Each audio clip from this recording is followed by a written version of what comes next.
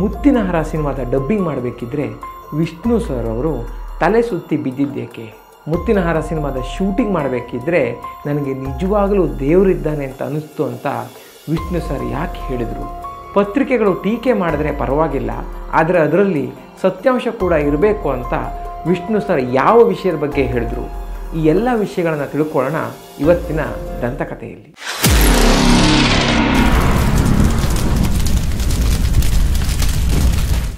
Lion Jagapathi Rao ಸಿನಿಮಾದ ಒಂದು shooting ಸಮಯದಲ್ಲಿ ವಿಷ್ಣು ಸರ್ ಅವರು ಪತ್ರಿಕೆಗಳ ಜೊತೆ ಮಾತಾಡ್ತಾರೆ. ಈ ಒಂದು ಸಂದರ್ಶನದಲ್ಲಿ ಮುತ್ತಿನ ಹಾರದ ಬಗ್ಗೆ ಹಾಗೆಯೇ ಲಯನ್ ಜಗಪತಿ ರಾವ್ ಸಿನಿಮಾದ ಬಗ್ಗೆ ಒಂದಷ್ಟು ಅಭಿಪ್ರಾಯಗಳನ್ನು ವಿಷ್ಣು ಸರ್ ಅವರು ಹಂಚ್ಕೊಳ್ತಾರೆ. ಮುತ್ತಿನ ಹಾರ ಸಿನಿಮಾದ ಬಗ್ಗೆ ಮಾತಾಡ್ತಾ, ಈ ಸಿನಿಮಾ ನೋಡಿ ರಾಜಕಾರಣಿಯೊಬ್ಬರು ತುಂಬ ಭಾವುಕರಾಗಿದ್ದರು, ನನಗೆ ಆಶ್ಚರ್ಯ ಆಗೋಯಿತು. ನಂತರ ನಾನು ಕೂಡ ಈ ಸಿನಿಮಾ ನೋಡಿದಾಗ ನನಗೂ ಅಷ್ಟೇ ಒಂದು ಭಾವುಕತೆ ಉಂಟಾಗಿತ್ತು. ಇಂಥ ಒಂದು ಸಿನಿಮಾದ ಭಾಗವಾಗಿದ್ದೀನಲ್ಲ ಅಂತ ತುಂಬ ಖುಷಿಯಾಯಿತು. ಹಾಗೆಯೇ ನನ್ನ 125 ಸಿನಿಮಾಗಳಲ್ಲಿ ಈ ಸಿನಿಮಾದ ಒಂದು ಡಬ್ಬಿಂಗ್ನಲ್ಲಿ ಪಟ್ಟ ಕಷ್ಟವನ್ನು ನಾನು ಯಾವ ಸಿನಿಮಾದಲ್ಲೂ ಪಟ್ಟಿಲ್ಲ. ಈ ಸಿನಿಮಾದ ಒಂದು ಡಬ್ಬಿಂಗ್ ಮಾಡಬೇಕಿದ್ರೆ ತಲೆ ಸುತ್ತಿ ಬಂದಂಗೆ ಆಗ್ತಿತ್ತು.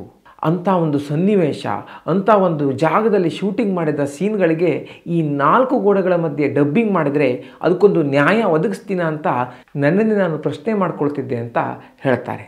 ಹಾಗೆಯೇ ಮುತ್ತಿನ ಹಾರ ಸಿನಿಮಾದ ಶೂಟಿಂಗ್ ಬಗ್ಗೆ ಮಾತನಾಡ್ತಾ, ರಾಜಸ್ಥಾನದ ಒಂದು ಮರಳುಗಾಡಿನಲ್ಲಿ ಶೂಟಿಂಗ್ ಮಾಡಿದ ಅನುಭವವನ್ನು ಜೀವನದಲ್ಲಿ ಮರೆಯೋಕ್ಕಾಗಲ್ಲ ಅಂತ ಹೇಳ್ತಾರೆ.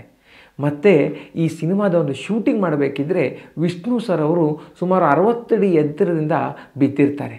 ಈ ರೀತಿಯ ಒಂದು ಅವಘಡ ನಡೆದರೂ ನಾನಿನ್ನು ಬದುಕಿದ್ದೇನೆ ಅಂದರೆ ನನಗೆ ನಿಜವಾಗಲೂ ದೇವರಿದ್ದಾನೆ ಅಂತ ಅನ್ನಿಸ್ತು ಅಂತ ವಿಷ್ಣು ಸರ್ ಅವರು ಅವರ ಒಂದು ಅನಿಸಿಕೆಯನ್ನು ಹೇಳ್ತಾರೆ. ಹೀಗಿರುವಾಗ ಪತ್ರಕರ್ತರೊಬ್ಬರು ನಿಮಗೆ ಬಂಧನ, ಸುಪ್ರಭಾತ, ಮುತ್ತಿನ ಹಾರ ಹೀಗೆ ಒಂದಾದರೊಂದ ಮೇಲೆ ವಿಶಿಷ್ಟವಾದ ಪಾತ್ರಗಳು ಸಿಗ್ತಿವೆ, ಈ ರೀತಿಯ ಒಂದು ಅವಕಾಶದ ಬಗ್ಗೆ ನಿಮ್ಗೆ ಏನು ಅನಿಸುತ್ತೆ ಅಂತ ಕೇಳ್ತಾರೆ.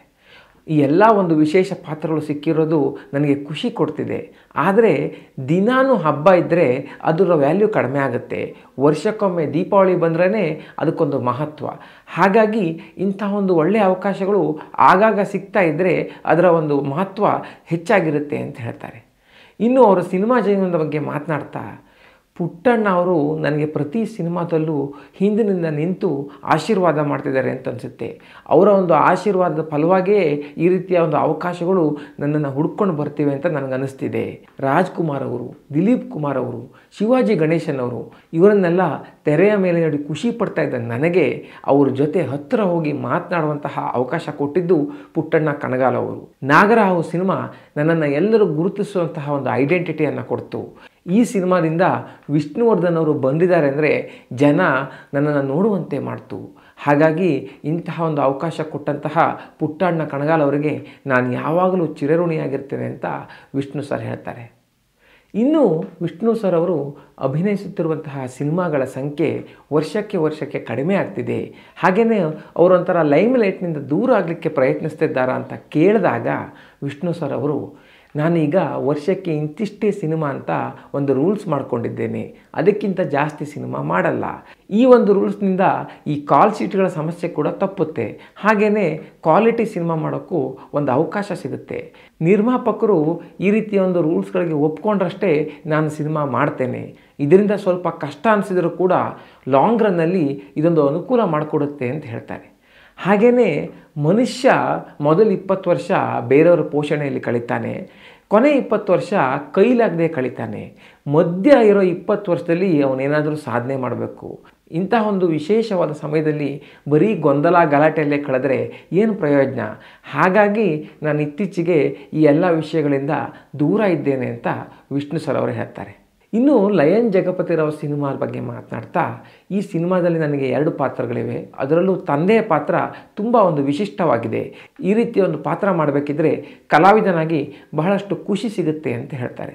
ಆ ಸಮಯದಲ್ಲಿ ಪತ್ರಿಕೆಗಳಲ್ಲಿ ಲಯನ್ ಜಗಪತಿ ರಾವ್ ಸಿನಿಮಾ ತೆಲುಗಿನ ಇಂದ್ರುಡು ಚಂದ್ರುಡು ರಿಮೇಕ್ ಆಗಿದೆ ಅಂತ ಸುದ್ದಿ ಬಂದಿತ್ತು.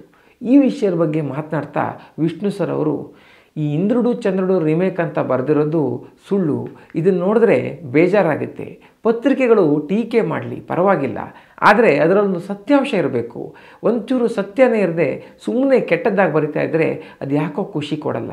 ನಾನೇ ರೀತಿ ಬರೋ ಬರಹಗಳಿಗೆ ತಲೆ ಕೆಡಿಸ್ಕೊಡಲ್ಲ, ಬರೆಯೋರು ಬರೀತಾರೆ ಅಂತ ಸುಮ್ಮನಿರ್ತೀನಿ ಅಂತ ಹೇಳ್ತಾರೆ. ಇದು ಲಯನ್ ಜಗಪತಿರಾವ್ ಸಿನಿಮಾದ ಶೂಟಿಂಗ್ ಸ್ಪಾಟ್ ಆಗಿದ್ದರಿಂದ ಆ ಸ್ಥಳದಲ್ಲೇ ಈ ಸಿನಿಮಾದ ಕತೆ ಬರೆದಂತಹ ತೆಲುಗಿನ ಒಂದು ಬರಹಗಾರರಾದ ಸಾಯಿನಾಥ್ ಅವರು ಇರ್ತಾರೆ. ಹೀಗಾಗಿ ಈ ಸಿನಿಮಾ ಒಂದು ರಿಮೇಕ್ ಅಂತ ಎಲ್ಲ ಪತ್ರಿಕೆಗಳಲ್ಲಿ ಬರ್ತಿರೋದು ಚಿತ್ರತಂಡಕ್ಕೆ ಒಂದು ಅಸಮಾಧಾನ ಹುಟ್ಟಿಸಿರುತ್ತೆ. ಹಾಗಾಗಿ ಈ ಒಂದು ವಿಷಯದ ಬಗ್ಗೆ ವಿಷ್ಣು ಸರ್ ಅವರು ಚಿತ್ರತಂಡದ ಪರವಾಗಿ ಮಾತನಾಡಿರ್ತಾರೆ. ಸ್ನೇಹಿತರೆ, ಈ ವಿಡಿಯೋ ನಿಮ್ಗೆ ಇಷ್ಟ ಆಗಿದ್ದರೆ ತಪ್ಪದೇ ಶೇರ್ ಮಾಡಿ.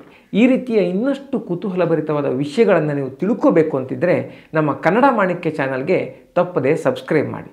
ಮುಂದಿನ ವಿಡಿಯೋದಲ್ಲಿ ಮತ್ತೊಮ್ಮೆ ಸಿಗೋಣ. ಅಲ್ಲಿವರೆಗೂ ನಮಸ್ಕಾರ.